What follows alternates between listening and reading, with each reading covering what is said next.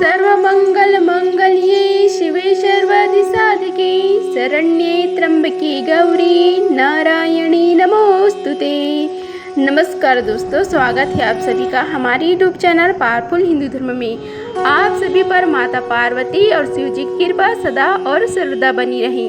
आज हम आप सभी को वट सावित्री कब है, उसकी शुभ मुहूर्त, पूजा विधि तथा पूजक नियम और कथा के बारे में आप सभी को बताएंगे। आइए जानते हैं वट सावित्री के बारे में। वट सावित्री का व्रत पति की लंबी आयु, अच्छे स्वास्थ्य और वैवाहिक जीवन में सुख समृद्धि के कामना के लिए किया जाता है। यह व्रत शिव पार्वती की पूजा के लिए समर्पित है। इस साल इसका शुभ मुहूर्त क्या है, पूजा विधि तथा कब रखा जाएगा, उसके बारे में आइए जानते हैं। वट सावित्री व्रत सुहागन महिलाओं के लिए एक खास पर्व है। यह व्रत पति की लंबी आयु और सुख समृद्धि के लिए किया जाता है। इस दिन महिलाएं वट बरगद के वृक्ष की पूजा करती हैं और सावित्री की कथा सुनती हैं, जिन्होंने अपने पति सत्यवान के प्राण यमराज से भी छीन लिए थे। इस साल वट सावित्री के व्रत को लेकर काफी कंफ्यूज हैं। आइए जानते हैं कि इस साल वट सावित्री की व्रत कब रखा जाएगा।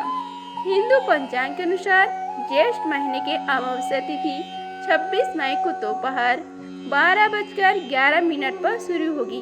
वहीं इसका समापन अगले दिन यानी 26 मई को सुबह 8:31 पर होगा। सनातन धर्म में उदय तिथि का महत्व है।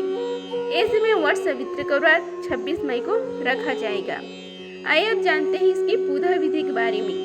सुबह जल्दी उठे, स्नान करें और पूजा घर की सफाई करें। इस व्रत में बरगद के पेड़ का विशेष महत्व होता है। बरगद के पेड़ के नीचे साफ सफाई करें और मंडप बनाएं। वट वृक्ष के नीचे सफाई करें और पूजा स्थल तैयार करें। सत्यवान और सावित्री की पूजा करें और वट वृक्ष को जल चढ़ाएं। लाल धागे से वट वृक्ष को बांधें और 7 बार परिक्रमा करें। व्रत कथा का पाठ करें या सुनें और अंत में आरती करें। गरीबों और ब्राह्मणों को दान दें और उनमें आशीर्वाद दें। व्रत का पारण अगले दिन सूर्योदय के बाद करें। पूजा मंत्र के बारे में आइए जानते हैं। मंत्र इस प्रकार है। अवध्यम च सौभाग्यम देहि त्वं मम सुव्रते पुत्रान् पौत्राश्च सख्यम च गृह्ण अघरे नमोस्तुते। दूसरा मंत्र है ओम भूर्भुवस्वः तत्सवितुर्वरेण्यं भर्गो देवस्य धीमहि धियो यो नः प्रचोदयात्। तीसरा मंत्र है वट सिचामि ते मूलम सलिलोर्मृतोपमो यथा सखा प्रशाखा अभिवृद्धि असि त्वं महितले। तथा चौथा मंत्र है पुत्रस्य पौत्रस्य संपन्नं कुरु मां सदा। आइए अब हम आप सभी को वट सावित्री की पूजा विधि के बारे में बताते हैं। प्रातःकाल सूर्य उदय से पूर्व उठकर स्नान आदि से कृत्य समाप्त करें। सर्वप्रथम शुद्ध आसन में बैठकर कलश स्थापना करें। यथाविधि अवाहित पंच देवों की तथा विष्णु की पूजा करें। 3 कोस और तिल जल लेकर संकल्प पढ़कर सुवर्ण सावित्री तथा ब्रह्म की काष्ठा यमृतिका की प्रतिमा बनाकर अक्षत लेकर ओम नमो ब्राह्मण स सवित्रे इच्छा गच्छ इहतिष्ठं सुप्रतिष्ठितं भवः। इस मंत्र से आवाहन कर पद्य अघर्य आचमनीय स्थानीय पुराण आचमनीय को क्रम से ओम नमो ब्राह्मण स सवित्रे नमः इस मंत्र को पढ़ते हुए अर्पण करें। फिर सिंदूर, चावल, सफेद वस्त्र, लाल वस्त्र, फूल, बिल्वपत्र, गंध, धूप, दीप, तांबूल, अनेक प्रकार के नैवेद्य आदि का अर्पण करते हुए विधि पूर्वक पूजा करें। अंत में आचमनी, पुष्पांजलि और निरंजन एवं कपूर दीप को भी अर्पण करें। उसके बाद एक थान में जल, रोली, मौली, चावल, हल्दी, गुड़, भीगे चने, पुष्प और दसिया आदि लेकर बड़ के पेड़ के पास जावे। पहले बड़ को रोली का टीका आदि लगाकर पूजन कर नैवेद्य की सामग्री चढ़ा देवी। फिर हल्दी में कच्चे सूत को रख कर बड़ के पेड़ से लपटे, 7 परिक्रमा कर बड़ के पत्तों की माला पहने, फिर कहानी सुनी। तत्पश्चात घर लौटकर नृत्य गीत वाद्य आदि से सावित्री की प्रतिमा के समीप रात में जागरण करें और प्रातःकाल होने पर स्नान कर लेने के बाद गंधा फूल वस्त्र अलंकार आदि से पूजन कर द्विज दंपतियों को भोजन करावे तथा दक्षिणा आदि से उन्हें संतुष्ट कर विदा करें। आइए अब हम सभी मिलकर वट सावित्री की कथा का श्रवण करते हैं। बोलो श्री गणेश भगवान की जय, सावित्री और सत्यवान की जय, श्री शंकर पार्वती माता की जय। विवाहित महिलाओं के बीच अत्यधिक प्रचलित ज्येष्ठ कृष्ण अमावस्या के दिन आने वाले सावित्री व्रत की कथा निम्न प्रकार से है। भद्र देश के एक राजा थे जिनका नाम अश्वपति था। भद्र देश के राजा अश्वपति की कोई संतान न थी। उन्होंने संतान की प्राप्ति के लिए मंत्र उच्चारण के साथ प्रतिदिन 1 लाख आहुति दी। 18 वर्षों तक यह क्रम जारी रहा। इसके बाद सावित्री देवी ने प्रकट होकर वर दिया कि हे राजन, तुझे एक तेजस्वी कन्या पैदा होगी। सावित्री देवी की कृपा से जन्म लेने के कारण से कन्या का नाम सावित्री रखा गया। कन्या बड़ी होकर बेहद रूपवान हुई। योग्य वर न मिलने की वजह से सावित्री के पिता दुखी थे। उन्होंने कन्या को स्वयं वर तलाशने को भेजा। सावित्री तब वन में भटकने लगी। वहाँ साल्व देश के राजा धूतमसेन रहते थे, क्योंकि उनका राज्य किसी ने छीन लिया था। उनके पुत्र सत्यवान को देखकर सावित्री ने पति के रूप में उनका वरण किया। ऋषिराज नारद को जब यह बात पता चली तो वह राजा अश्वपति के पास पहुँचे और कहा कि हे राजन, यह क्या कर रहे हैं आप? सत्यवान गुणवान है, धर्मात्मा है और बलवान भी है, पर उसकी आयु बहुत छोटी है, वह अल्प आयु है। 1 वर्ष बाद ही उसकी मृत्यु हो जाएगी।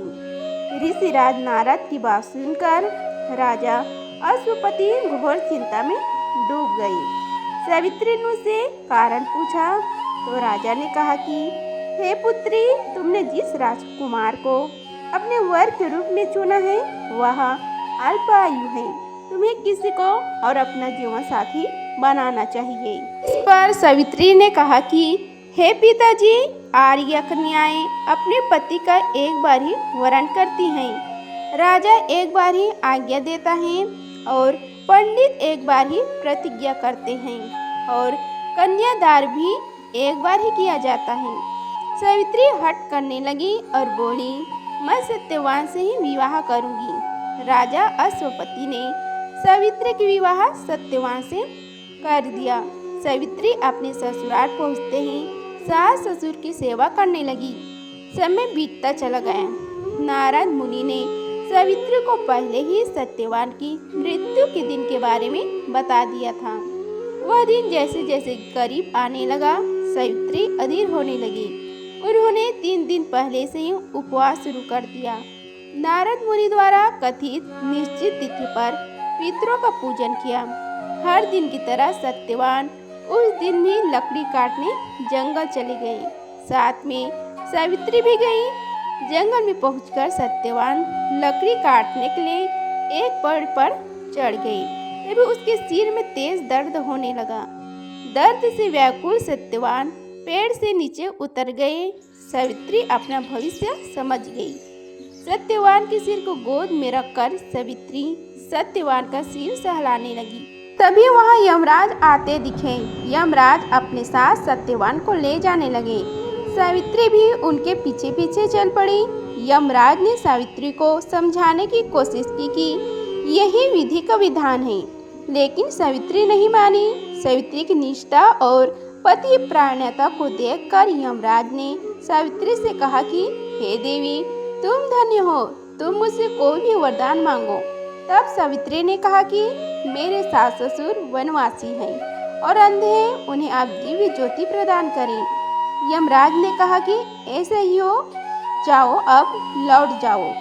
लेकिन सावित्री अपने पति सत्यवान के पीछे पीछे चलती रही। यमराज ने कहा, हे देवी तुम वापस जाओ।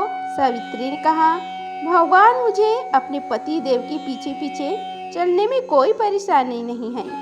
पति के पीछे चलना मेरा कर्तव्य है।